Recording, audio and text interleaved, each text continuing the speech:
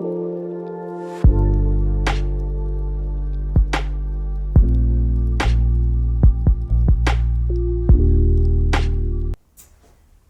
Sarah. Good afternoon. Good hard. Great. So it's great having you here, Sarah, today. And for us, because I know you like red wine, I chose this one. It's a Castro from Douro, 2021. It's a very, very good, and it goes well with almost everything. So let's taste it. And I know you like Douro, right? I do. I was just about to say it's my go-to. I'm still not really familiar with, I couldn't tell you a lot about the different wines, but I would say that if I was in a restaurant or even in a supermarket, Douro is the one I kind of go to first and foremost, because touch wood, I haven't had a bad Douro wine, so I tend to go for that. But there's so many nice ones. Tasia, what is it? Dow? Is that a read? Down. Mm-hmm. Okay, so let's make a toast to that. Cheers. Cheers.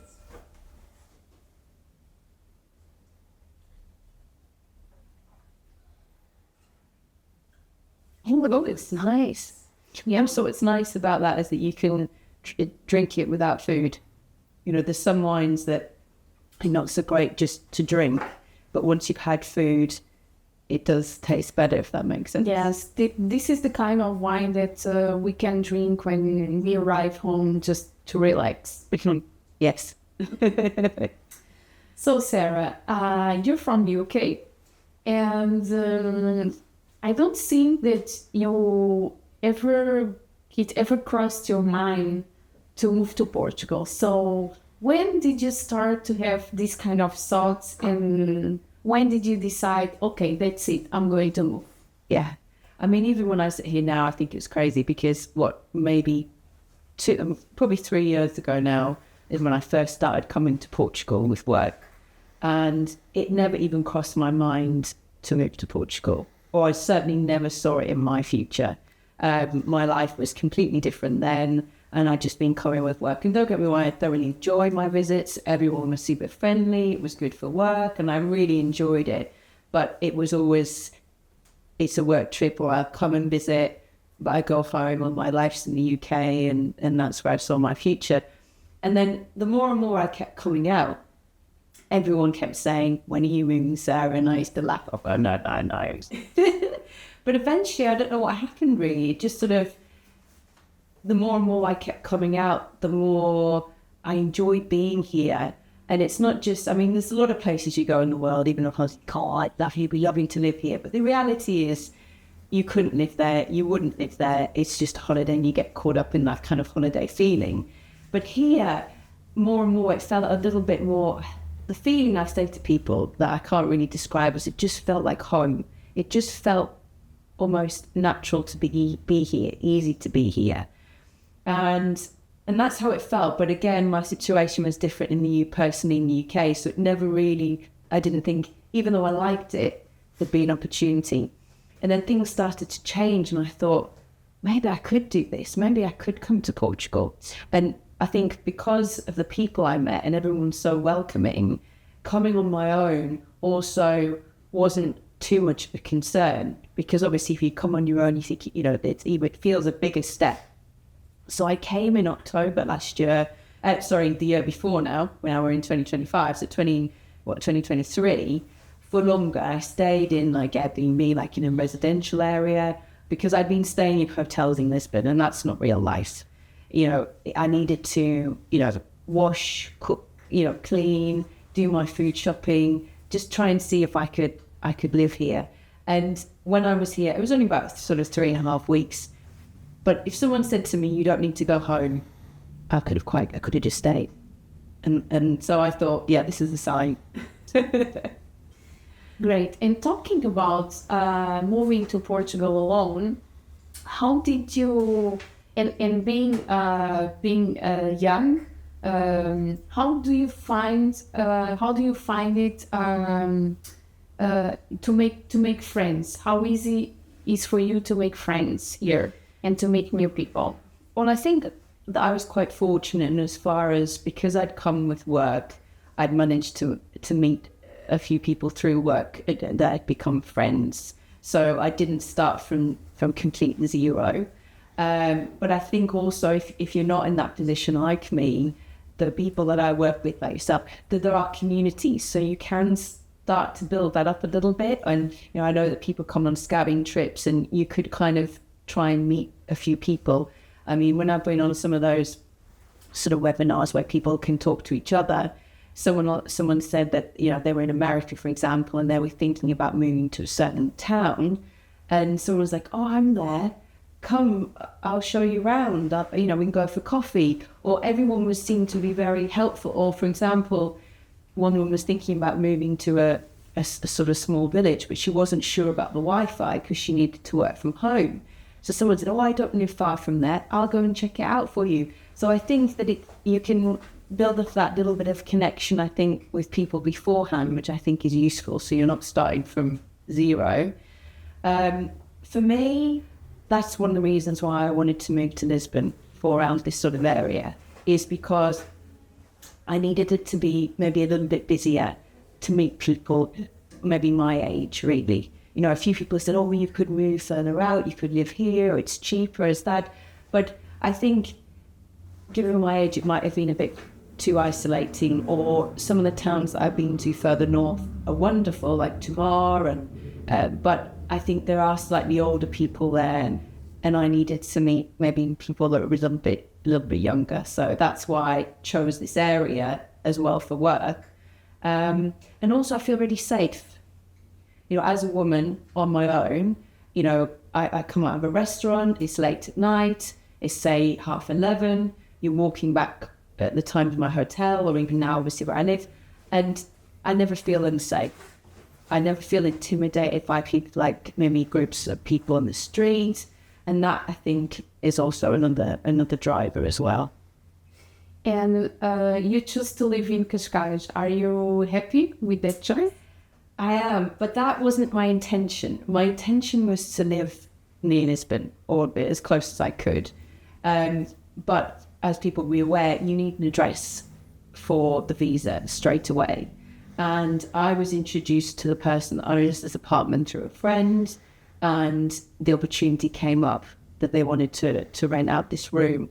And so I thought, great, it's an opportunity, I can get an address. I thought, worst case, I come out, it doesn't work out, I can change to a different apartment, but it gives me straight away the address that I need. It's a little bit further out of Lisbon. It's closer to probably Estoril, between Cascais and Lisbon. And I thought, oh, maybe it's a bit too far out, but no, I'm here. I love it because it's more residential. So there's a lot more Portuguese. So my Portuguese is still not very good, but it's nice to, when you're living somewhere, to hopefully that'll help me improve my language. It's closer to the beach, which I like. And it's a nice balance, I think, between I can come to Lisbon, but then you're a little bit further out, where it's quiet. Mm-hmm. And have you visited many places here in Portugal already? I've been to a few, but it's on my list. In fact, I got 2 books for Christmas. One is a Portugal guide, and one is a hiking guide of trails around Portugal. So I've got to make a sort of list and work my way through them. But I've been to, I think the furthest north I've been to is Porto, but I would like to explore a little bit further. I've been obviously to Tamar, I've been up the Silver Coast, so you've got like sort of Nazaré in that area. I've been to the Alentejo, which was lovely, and I have been to the Algarve. But I'd like to try some of the sort of not as well-known places and sort of drive around. But everyone's very welcoming. What's interesting is that for such a small country, when you go to these two places, they're sort of different. Everything changed. Yes. It's a small country but with lots of variety. Yes, like whether it be the architecture or what the town has to offer. And I think the other thing as well is I think that's what helps make it a place that will suit everybody, because I think you'll find your home. I feel at home around this sort of area. But actually, Tamar reminds me of Durham, which is the northeast of England, where I come from, and there's a castle, a cathedral on a hill with a sort of river around it, and it kind of feels a little bit like home. But at the moment, that's not where I'd like to live. But I think if you come from different places in America or UK or anywhere, you know, you might go one place and go, oh, this is not for me. But if you travel around, I think you'll find somewhere that suits. So like people, for example, might want to move near Punta Lima. It's a little bit colder, isn't it? A little bit more, the altitude's higher, I think. So like people from that are used to that, say in America, they like to live there because it's similar to where they come from. You know, I think you can find, I mean, there's a guy I know from Santiago. He lives in Santa Cruz, and he says sort of Nazaré, Santa Cruz reminds him of home. So again, I think you can find a place that suits you. And coming from the UK, what do you find that are the main cultural difference between the UK and Portugal? So, the temperature. It's not just the temperature, it's the blue skies and the sun.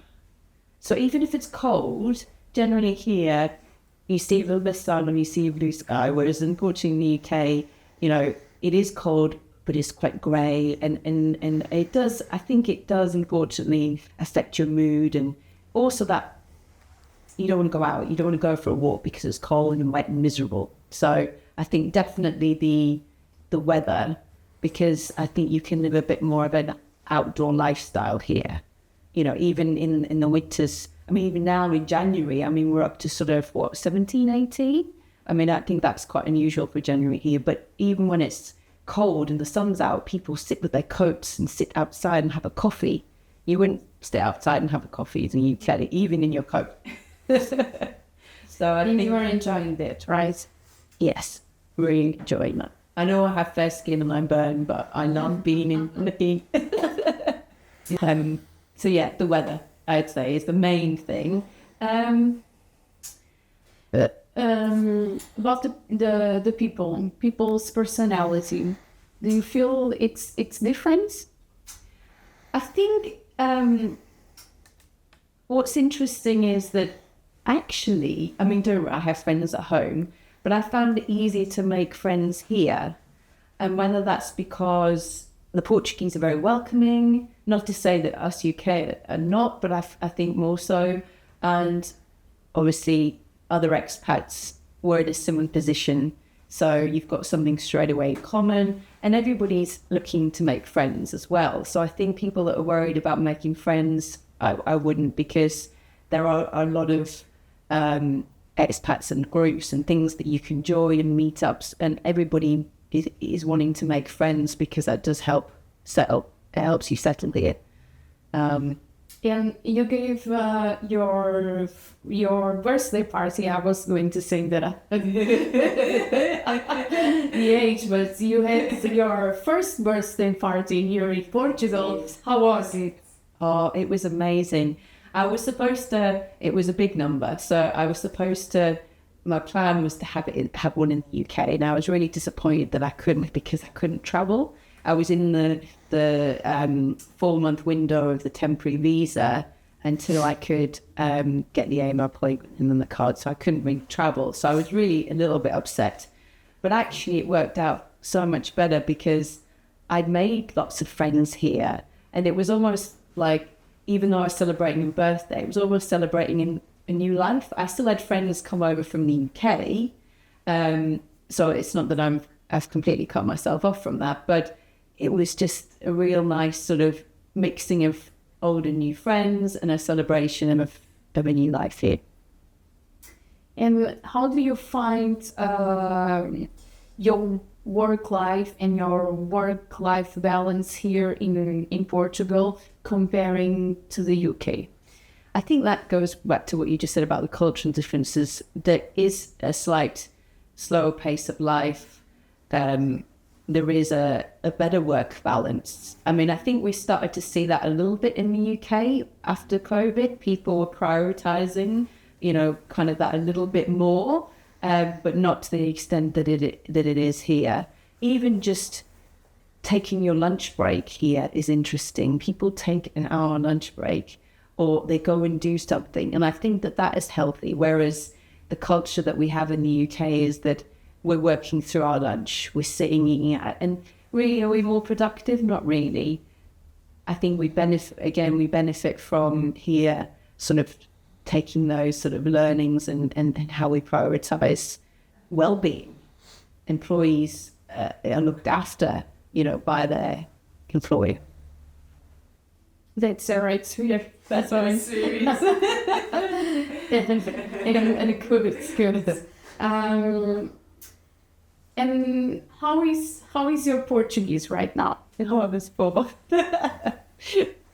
I've made some goals for 2025, and that's on the list. That's one of the things that I've made a little bit of the mistake is that obviously moving, I was so excited, and I've started doing new hobbies and trying new things because there's so much more opportunity to do that here. So not that we couldn't do it in the UK, but the weather helps. I've had some surf lessons, I've been sailing, it's lovely. But also, I wanted to make it work here. So in my head, I was like, well, I need work to work. Not that I came specifically for work, but it is important to me being here. I wanted to make friends because, again, if you make friends, it helps you settle. And then I thought I need to learn the language. And I was just put too much pressure on myself. I signed up for classes at the local school, which is great. It's, I think it was €22 I paid to register. It's a 12-month thing. You have lessons twice a week, 2 hours each time. The teacher speaks Portuguese the whole time, and you get homework and learning. I thought, great, that's what I need, immersive. And also, I think if you get the qualification at the end, I think that helps towards you have to do I think it helps. So I thought, great. It was too much. It was far too intense. And I think starting from zero language is not the way forward for something like that. A couple of people, most people in there have been here for about 2 years, and they had a little bit of an understanding of the language. And I think on top of everything else I was doing, I burnt out a little bit. I put too much pressure on myself. So I think I'd say to people, take your time. If you're moving here, this is your new life now. You don't have to do everything at once. And as much as I want to learn the language, I can give myself a bit of a break. I'd only been here 3 months. It's not long, I can't expect to be fluent overnight. So I think, you can still take your time to make friends, do things, and learn the language. So you don't have to do everything straight away. I just put a bit too much pressure on myself to make sure it works. So you'll try again this year. Yeah. I know that you are intolerant to gluten. So how do you find when here in Portugal, when you go to a restaurant or to a cafe, do you have options? Do they try to help you, to offer different options, or do you struggle with it? I thought I would struggle more than I have done. It depends where you go. So if you're in sort of like, I don't know, more towns like Lisbon, Cascais, a lot of the restaurants are quite good on the menus, have, information about different allergies or whatever. And they have probably a bit of a better understanding. I would say probably as you go up further out into rural, there's a little bit of a lack of understanding quite what that is. But I'm fortunate I can probably understand what's going to be good and what's not. And also here, you've got potatoes, you've got fish, and you've got steak and meat. So there are options in restaurants for me.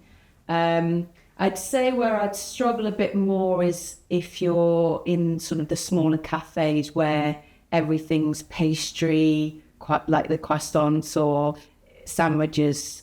That's a real struggle in there. And what about the Portuguese bread? Can you resist it? It's difficult because before, when I first started coming out, I wasn't gluten intolerant. So pastel de nata, they do a really nice wholemeal croissant as a sandwich. Oh, yeah, I do miss it. But I find that I still had those sort of issues in the UK in cafes like that. It's not a problem here that I didn't have in the UK, so I kind of adapt to that anyway. But a lot of those sort of places, sometimes they do an omelette, so I'll not starve.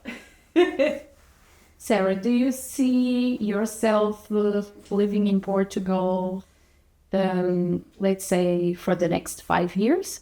Yes. I mean, people ask me that, in fact, when you stay, I'm like, I don't know how long for. At the moment, I love being here. I see my future here. Definitely sort of 5 years. If I leave after that, what an amazing opportunity. I mean, the thing is, it's the difference between saying, when I'm 70, will I still be here? I don't know. In like retirement, it depends how I go. I think at that point, I want to be fluent in the language, I think. And who knows if I have a family here or whatever, things might change them. So at the moment, yes, the plan is to stay. Many clients of ours say that it's a great place to retire. Well, I do think that going to the doctors, because I've been to the doctors a few times, it's great. Everybody speaks English. So you had a good experience with the healthcare, really good experience. I didn't have any problems. My friend, her parents moved to Spain, and I always remember going to visit them, and they had to take a translator with them to the doctors and to the hospital. And they had a translator that would speak to like certain providers with them on the telephone because the language was an issue here. I speak to providers of, like Vodafone or whatever. I go to the hospital. I don't need to take a translator with me anywhere that I go here in Portugal, generally. Yeah, so the language, it's a big plus when foreigners choose Portugal to come. Things that way. Yeah.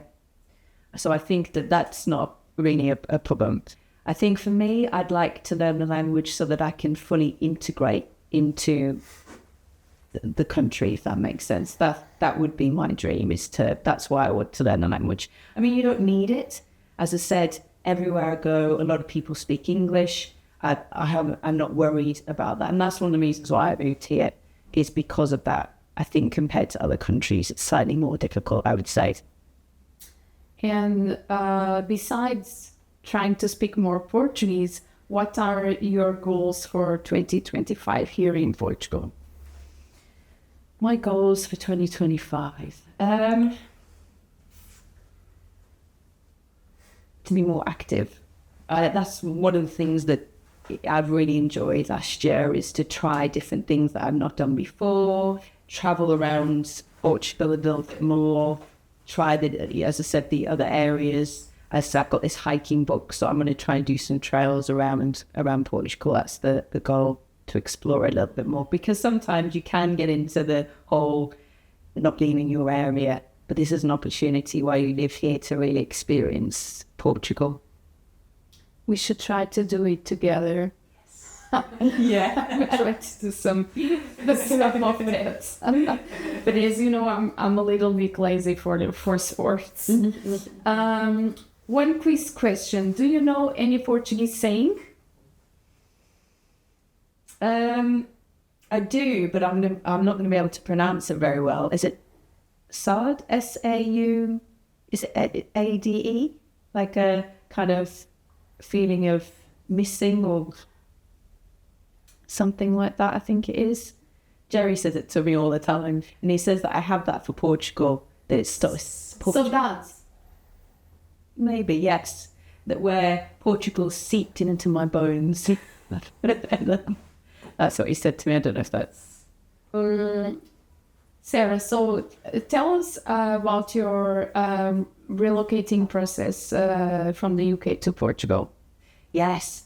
What's really interesting is that I thought I'd be more prepared, because I know you and I'd been listening to all the sort of webinars that I'd been on and things like that, and I'm hearing all the information all the time.